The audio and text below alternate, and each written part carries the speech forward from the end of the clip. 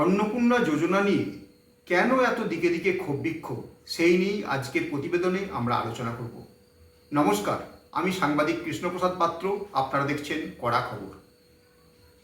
পূর্বতন সরকারের একটি জনপ্রিয় প্রকল্প ছিল লক্ষ্মীর ভাণ্ডার, কিন্তু রাজ্যে 2026 বিধানসভা ভোটের আগে বিজেপি থেকে বলা হয়েছিল যে তারা যদি ক্ষমতায় আসে লক্ষ্মীর ভাণ্ডারের পরিবর্তে তারা চালু করবে সারা রাজ্যে অন্নপূর্ণা যোজনা, যাতে করে প্রতিটি মহিলার অ্যাকাউন্টে চলে যাবে মাসে মাসে 3,000 টাকা।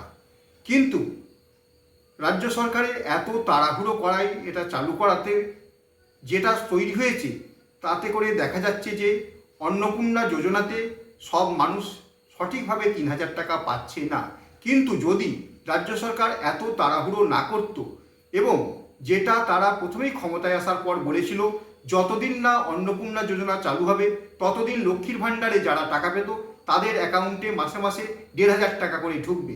আমার মনে হয় যদি রাজ্য সরকার এই প্রকল্পটি 1,500 টাকা করে চালিয়ে যেত, তাতে মহিলারাও খুশি হতো আর আজকে এত ক্ষোভ বিক্ষোভও দিকে দিকে হতো না। কেননা 3,000 টাকা চালু করার ফলে মানুষকে যখন বলা হয়েছে যে যারা আগে ফর্ম ফিল আপ করবে তারাই তাড়াতাড়ি করে এই টাকা পাবে, এতে করে দেখা গেছে যে প্রত্যন্ত গ্রামাঞ্চলের মহিলারা যারা প্রযুক্তি ঠিকমতো জানে না তারা কিন্তু তাড়াতাড়ি ফর্ম ফিল আপ করতে পারেনি। ফলে দেখা গেছে বেশিরভাগ ক্ষেত্রেই তাদের অ্যাকাউন্টে 3,000 টাকা করে যায়নি।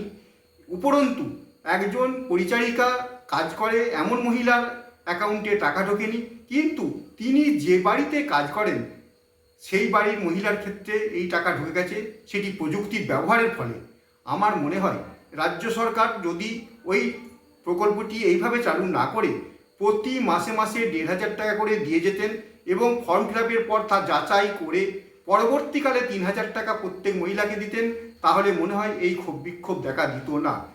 এখন দেখা যাচ্ছে রাজ্যে বেশিরভাগ জায়গায় ব্লকে ব্লকে, পঞ্চায়েতে পঞ্চায়েতে, পৌরসভায় ক্ষোভ বিক্ষোভ, অর্থাৎ কিছু মহিলা টাকা পাচ্ছেন, কিছু মহিলা টাকা পাচ্ছেন না।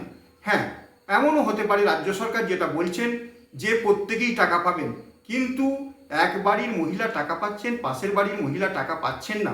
স্বাভাবিকভাবেই মহিলাদের মধ্যে এই ক্ষোভ বিক্ষোভ দেখা যাচ্ছে। আমার মনে হয় এখনই সরকারের উচিত যে এই 3,000 টাকা বন্ধ করে প্রতি মাসে যতদিন না স্কুটনি হবে 1,500 টাকা করে প্রত্যেক মহিলার অ্যাকাউন্টে ঢোকানো। অর্থাৎ যারা লক্ষ্মীর ভাণ্ডার পেতেন তারা প্রত্যেকেই যেন 1,500 টাকা করে এখন পান। পরবর্তীকালে 3,000 টাকা ফর্ম ফিল আপের যাচাই করা হয়ে গেলে সেটা থেকে তারা দিতে পারে। এমনিতেই রাজ্য সরকার বর্তমানে যেভাবে দিচ্ছে, এসআইআরে যাদের নাম বাদ পড়েছে তারা তো বাদ গেছেনই, পুরুষ লক্ষ্মীর ভাণ্ডার যারা পেত তাদেরও কিন্তু প্রক্রিয়াগত কারণে বোঝা গেছে এবং তাদের নামও বাদ গেছে। এছাড়াও অভারতীয় যারা, তারাও কিন্তু ধরা পড়ে গেছে এসআইআরের কারণে। অর্থাৎ রাজ্য সরকারের কিন্তু সব দিক থেকেই একটি সুষ্ঠু সমাধানের পথ ছিল, কিন্তু অতিরিক্ত তাড়াহুড়ো করার জন্যই আমার মনে হয় এই বিক্ষোভ তৈরি হয়েছে।